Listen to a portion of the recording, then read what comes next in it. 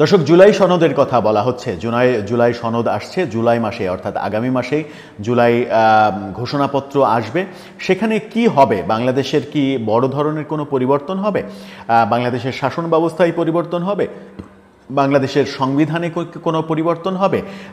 বাংলাদেশের প্রেক্ষাপটটাই কি পরিবর্তিত হয়ে যাবে, নাকি এটা এক ধরনের ঘোষণা, যে ঘোষণার মাধ্যমে জুলাই আগস্ট যে বিপ্লব, সেই বিপ্লবে যারা নেতৃত্ব দিয়েছিল কিংবা সেই বিপ্লবে যা কিছু হয়েছে সেই সব কিছুর দায় মুক্তির একটা ঘোষণাপত্র? কোনটা আসলে সত্যি?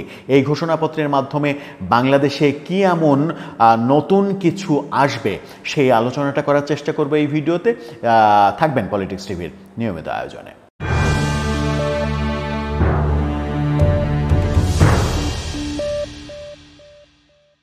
দর্শক, পলিটিক্স টিভি নিয়মিত ভিডিওগুলো স্পন্সর করছে প্রজাপতি.টিভি, নতুন ওটিটি প্ল্যাটফর্ম। আপনারা চাইলে ইউটিউবে, ফেসবুকে, ইনস্টাগ্রামে, টিকটকে দেখে নিতে পারেন। ডেসক্রিপশন বক্সে লিঙ্ক দেওয়া থাকবে, সেখান থেকেও আপনারা দেখে নিতে পারেন প্রজাপতির কার্যক্রম। চলে যাচ্ছি মূল ভিডিওতে। বলছিলাম জুলাই সনদের কথা। জুলাই সনদ জুলাই মাসেই ঘোষণা করা হবে, এমনটা বলা হয়েছে সরকারের তরফ থেকে।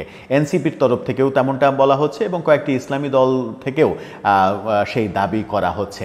সেই দাবি যখন তাদের পক্ষ থেকে করা হচ্ছে, তখন বিএনপি বেশ সতর্ক অবস্থানে নিজেদেরকে রেখেছে এবং এই সনদে তারা সই করবে, স্বাক্ষর করলেও তারা পরিস্থিতি বিবেচনা করবে এবং সেখানে কি কি লেখা আছে সেগুলো পর্যবেক্ষণ করবে এবং পর্যবেক্ষণ করে তাদের মতের মধ্যে হলে তবেই তারা স্বাক্ষর করবে, এমনটা বিএনপির তরফ থেকে জানা গেছে।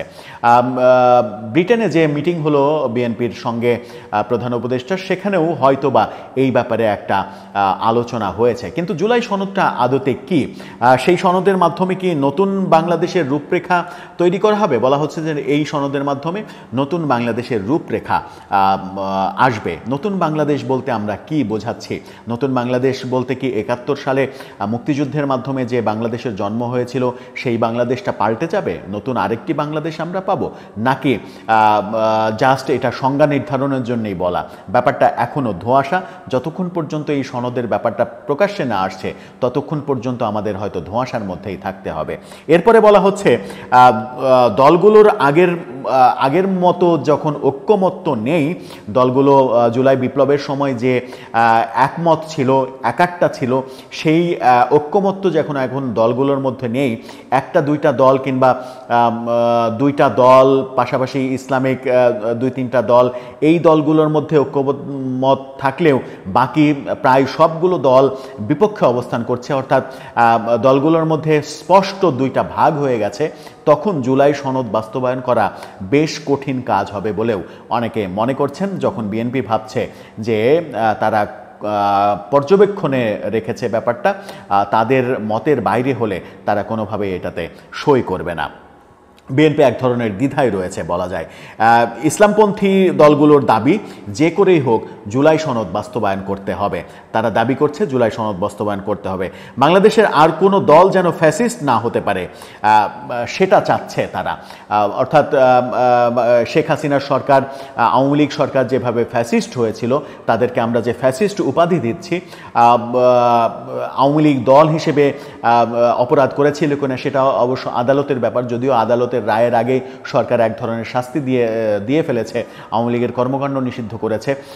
সেই কর্মকাণ্ডটাও চতুর্দিকে সমালোচিত হচ্ছে। কিন্তু বেশিরভাগ দল চাইছে যে আর কোনো দল যেন এইভাবে একনায়কতন্ত্র চালাতে না পারে, সেরকম একটা রূপরেখা জুলাই সনদে যেন উঠে আসে, সেটাই তাদের প্রত্যাশা। এরকম সনদ, এরকম ঘোষণাপত্র এর আগে আমরা ৯০-এর দশকে দেখেছিলাম। ৯০-এর গণ আন্দোলনের সময় তখন ৩ জোটের রূপরেখা দেখা গিয়েছিল, যেখানে আওয়ামী লীগ, বিএনপি এবং বাম দলের জোট গুলো সেখানে স্বাক্ষর করেছিল। সেই ৩ দলের রূপরেখা যে বাংলাদেশে খুব একটা কার্যকর হয়েছে পরবর্তীতে, সেটা কিন্তু আমরা দেখি নাই। অর্থাৎ তখনকার স্বপ্ন পরবর্তীতে ধূলিসাৎ হতেও আমরা দেখেছি। সুতরাং জুলাই যে সনদ, সেই সনদ নিয়েও তাই বিতর্ক আছে, বিতর্ক তৈরি হচ্ছে যে ৯০-এর প্রেক্ষাপটে যেটা সফল হয়নি, সেটা ২৪-এর প্রেক্ষাপটে, ২৫-এর প্রেক্ষাপটে এসে কতটা সফল হবে সেটা দেখার বিষয়। পরবর্তী সংসদ খুব গুরুত্বপূর্ণ। আপনি যে সনদ বাস্তবায়নই করুন না কেন, যে সনদই ঘোষণা করেন না কেন, পরবর্তী সংসদে সেটা পাশ করতে হবে। সুতরাং এই ক্ষেত্রে বিএনপি খুবই বড় একটা স্টেক হোল্ডার। বিএনপিকে আপনাকে আস্থায় রাখতেই হবে, কারণ দৃশ্যত এটাই বাস্তবতা যে আগামী নির্বাচনে বিএনপি ক্ষমতায় যাবে সংখ্যাগরিষ্ঠের দিক থেকে।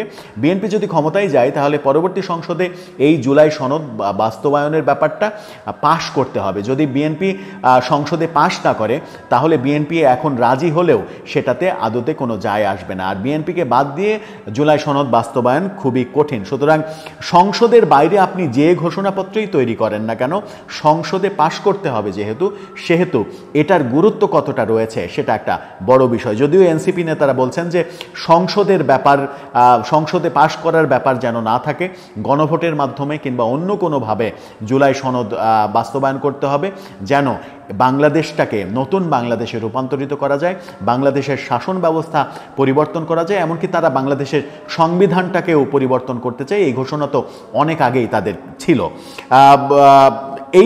এই ব্যাপারগুলোই আসলে প্রশ্ন তৈরি করছে, প্রশ্ন সাপেক্ষ ব্যাপার হিসেবে তৈরি হচ্ছে।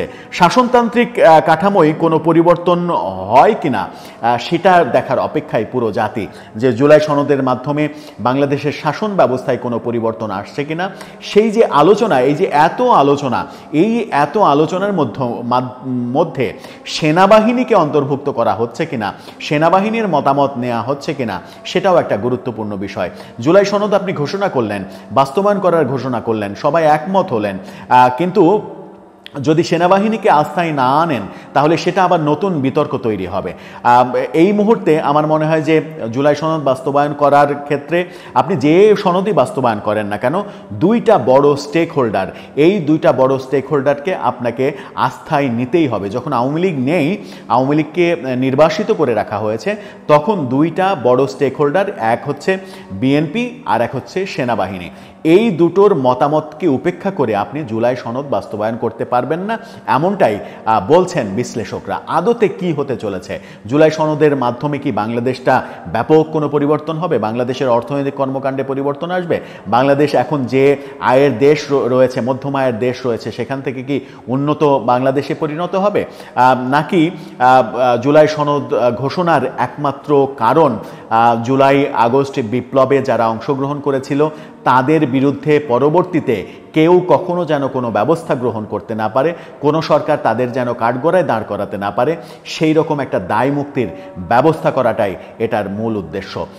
অনেক কিছুই পরিষ্কার হয়ে যাবে এর খসড়াটা যখন সামনে চলে আসবে। যদিও সরকার খসড়াটা সামনে আনবে কিনা বিতর্ক জন্ম দিতে পারে, সেই কারণে সেটাও প্রশ্ন সাপেক্ষ। দর্শক, আপনার কি মনে হয় সব মিলিয়ে জুলাই সনদ বাস্তবায়ন কিংবা জুলাই সনদ ঘোষণার মূল উদ্দেশ্যটা কি? সেখানে কি বিএনপি একমত হবে? সেখানে কি সেনাবাহিনীকে আস্থায় রাখা হবে? সেনাবাহিনীর মতামত নেওয়া হবে? প্রশ্নগুলোর উত্তর যদি আপনার কাছে থাকে কিংবা আপনার মতামত জানিয়ে লিখতে পারেন আমাদের কমেন্ট বক্সে।